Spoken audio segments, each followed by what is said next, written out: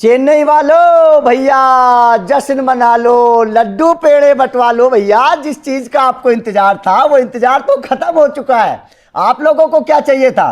पिछले 5 साल से आप संजू संजू का रट लगाए बैठे थे। पिछले 5 सालों से आप संजू का इंतजार कर रहे थे। वो इंतजार पूरा हो चुका है।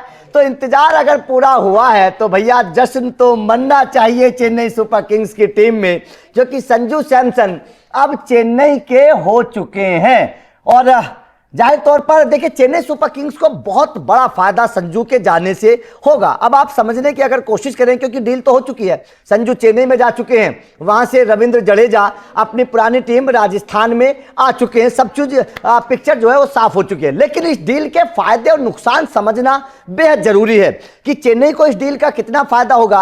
राजस्थान ने रविंद्र जडेजा और सैम करन की चर्चा चल रही है, इन दोनों को लेकर कितना फायदा राजस्थान को होगा, तो ये चीजें भी समझना बेहद जरूरी। लेकिन देखिए चेन्नई ने बड़े दिमाग से काम किया है।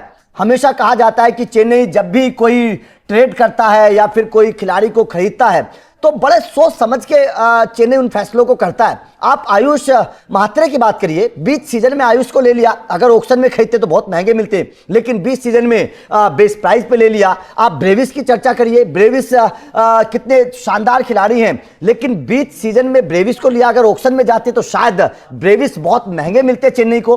तो इस तरीके से आप उर्विल पटेल की बात करिए, घरेलू क्रिकेट के बहुत अच्छे बल्लेबाज हैं, विकेट कीपर बल्लेबाज। उर्विल पटेल को लेकर चेन्नई ने बड़ा अच्छा फैसला किया था। कुल मिलाकर बात यह है कि चेन्नई जिस तरीके से दिमाग लगाकर खिलाड़ियों को खरीदती है वो काबिले तारीफ है। अब संजू सैमसन चेन्नई में आ चुके हैं। हालांकि चर्चा पिछले 2-3 सालों से 4 सालों से लगातार चल रही है कि चेन्नई बातचीत करती है संजू से, लेकिन संजू मना कर देते थे। लेकिन आखिरकार वो वक्त आ चुका है जब चेन्नई का सपना पूरा हो गया। अब अगर संजू सैमसन के फैक्टर समझने की कोशिश करें कि चेन्नई में जाने के बाद क्या असर होगा, क्या बदलाव होगा, तो देखिए सबसे पहले क्या है कि यह बात साफ है कि महेंद्र सिंह धोनी का यह आखिरी साल है। महेंद्र सिंह धोनी 2026 के बाद मैदान पर आपको बल्ला लेते हुए पकड़ते हुए नजर नहीं आएंगे एज ए खिलाड़ी, ठीक है। अब महेंद्र सिंह धोनी अगर जाएंगे तो विकेट कीपर कौन होगा, सबसे बड़ा क्वेश्चन मार्क था। कौन वो विकेट कीपर होगा जो उस स्टेटस का हो जैसे महेंद्र सिंह धोनी थे? तो सीधा सीधा सवाल है संजू सैमसन मिल गए हैं। दूसरा बात यह है कि क्रिकेट का उतनी समझ, क्योंकि महेंद्र सिंह धोनी विकेट के पीछे से डीआरएस लेने के लिए भी माने जाते हैं, उनके फैसले हमेशा चर्चा का विषय रहते हैं। तो अगर एक कप्तान विकेट कीपर होता है तो टीम को उसका फायदा होता है। महेंद्र सिंह धोनी ने लंबे वक्त तक कप्तानी के साथ विकेट कीपिंग की है, संजू सैमसन कप्तानी के साथ विकेट कीपिंग करेंगे। हालांकि यह सवाल अभी भी है कि संजू सैमसन अगर चेन्नई में जाएंगे तो क्या चेन्नई वाले ऋतुराज गायकवाड़ को कप्तानी से हटाएंगे? बहुत बड़ा सवाल है। और उसके अलावा भी दूसरा सवाल यह है कि क्या ऋतुराज गायकवाड़ कप्तानी से हटने के बाद चेन्नई में रहेंगे? यह भी एक सवाल है और इसका जवाब भी बहुत जल्द मिल जाएगा, क्योंकि संजू की तो डील हो चुकी है। लेकिन सवाल यही है कि संजू एज ए कैप्टन क्या जाएंगे, क्योंकि जिस तरीके से हमने मुंबई में बखेड़ा होता हुआ देखा हार्दिक के आने के बाद, जब रोहित को कप्तानी से हटाया गया, तो क्या संजू के जाने के बाद आपको ऋतुराज गायकवाड़ की नाराजगी नजर आएगी? यह भी देखने वाली बात होगी। अब संजू के आने से दूसरा फायदा यह होगा कि ब्रांड वैल्यू। देखिए आईपीएल पैसों का खेल है, ब्रांड वैल्यू का खेल है। खिलाड़ी का चेहरा बहुत मायने रखता है। मुंबई इंडियंस की ब्रांड वैल्यू, चेन्नई की ब्रांड वैल्यू हमेशा ऊपर क्यों रही? क्योंकि इन दोनों टीमों में हमेशा बड़े खिलाड़ी रहे। इसी वजह से इन दोनों टीमों की ब्रांड वैल्यू हमेशा सबसे ऊपर रही। अब देखिए रैना तो रहे नहीं, रैना भी चले गए पहले, अब धोनी भी चले जाएंगे, जडेजा भी इधर आ गए। तो वो खिलाड़ी कौन था, वो चेहरा कौन होता जिसके दम पर ब्रांड वैल्यू को बनाया जा सके? तो संजू सैमसन नो डाउट वो चेहरा है। हालांकि हम धोनी से कंपेयर नहीं कर सकते संजू सैमसन को, धोनी का एक अलग ऑरा था। लेकिन फिर भी अगर संजू सैमसन को चेन्नई लेती है तो उसके पीछे की वजह उनको ब्रांड वैल्यू को रोकना भी था, क्योंकि अगर संजू भी ना मिलते, धोनी भी चले जाते, तो कोई ऐसा खिलाड़ी चेन्नई में नहीं था जिसके दम पर ब्रांड वैल्यू को रोका जाए। नंबर 3 बात जो संजू सैमसन को एक प्रभावी खिलाड़ी बनाती है चेन्नई के लिए, फैन फॉलोइंग। देखिए साउथ की टीम चेन्नई है, साउथ में चेन्नई की बड़ी फैन फॉलोइंग है और संजू सैमसन को साउथ में किस तरीके से पूजा जाता है ये बताने की जरूरत है नहीं। जब जब टीम इंडिया उधर जाती है किस तरीके से संजू को लेकर आवाजें उठती हैं ये हर कोई जानता है। अब रैना चले गए, धोनी चले गए, तो फैन फॉलोइंग को रोकना एक बहुत बड़ी चुनौती था चेन्नई सुपर किंग्स के सामने। संजू आएंगे तो वो फैन फॉलोइंग बढ़ेगी, घटने की बजाय फैन फॉलोइंग रुकेगी चेन्नई सुपर किंग्स की। तो तीन बड़े फायदे चेन्नई सुपर किंग्स को हुए।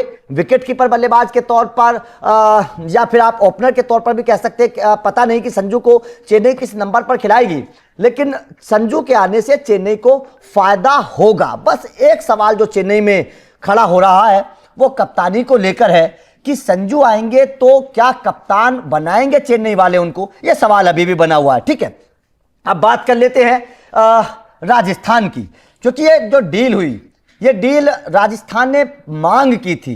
रविंद्र जडेजा की राजस्थान ने मांग की थी। वो मांग इसलिए की थी क्योंकि अगर आप आईपीएल 2025 को उठाकर देखेंगे, राजस्थान की सबसे बड़ी कमजोरी अगर कोई थी तो वो नंबर 6 था। नंबर 6 पर राजस्थान के पास कोई ऐसा खिलाड़ी नहीं था जो मैच विनर हो, जो मैच को जिता सके। हसरंगा को बड़ी उम्मीदों के साथ राजस्थान ने लिया था, लेकिन हसरंगा ने पूरी तरीके से उन उम्मीदों को तोड़ दिया था। अब रविंद्र जडेजा आएंगे तो ऊपरी टॉप 5 राजस्थान का बिल्कुल फिक्स है। टॉप 6 में रविंद्र जडेजा को शामिल किया जाएगा। रविंद्र जडेजा अश्विन वाला काम करेंगे, रविंद्र जडेजा बल्लेबाजी भी करेंगे, रविंद्र जडेजा गेंदबाजी भी करेंगे, फील्डर के तौर पर भी रविंद्र जडेजा शानदार है। और अगर राजस्थान चाहे तो रविंद्र जडेजा जैसे सीनियर खिलाड़ी को अपना कप्तान भी बना सकती है। मतलब एक तीर से 3 निशाने राजस्थान ने भी लगाए हैं और एक तीर से 3 निशाने चेन्नई सुपर किंग्स ने भी लगाए हैं। दोनों टीमों ने अपना अपना फायदा देखा है। राजस्थान को भी रविंद्र जडेजा के आने से, क्योंकि संजू चले गए तो राजस्थान को कप्तान की तो जरूरत होगी। हालांकि चर्चा चल रही है कि रियान पराग को कप्तान बनाया जा सकता है, लेकिन रियान पराग को अगर कप्तान बनाया जाएगा तो भाई साहब फिर से वही बवंडर आएगा जो 2025 में आया था। आपको याद है ना, रियान पराग को कप्तान बनाने के बाद ना केवल संजू नाराज हुए थे बल्कि यशस्वी जायसवाल, उनका भी बल्ला खामोश हो गया था शुरुआती मैचेस में। और साफ तौर पर उनके चेहरे पर वो बात नजर आ रही थी कि वो रियान पराग को कप्तान देखकर खुश नहीं हैं। ये साफ तौर पर गाए बगाए दबी जुबान से चर्चाएं चलने लगी थी राजस्थान के खेमे में कि यशस्वी जायसवाल कप्तान बनना चाहते थे। और चर्चा इस तरीके की भी थी मैनेजमेंट में कि संजू सैमसन ने मैनेजमेंट से कहा था कि मैं चोटिल होकर अगर बाहर जाऊंगा तो यशस्वी जायसवाल को कप्तान बनाया जाए। राहुल द्रविड़ ने लेकिन संजू की बात नहीं मानी, रियान पराग को कप्तान बना दिया।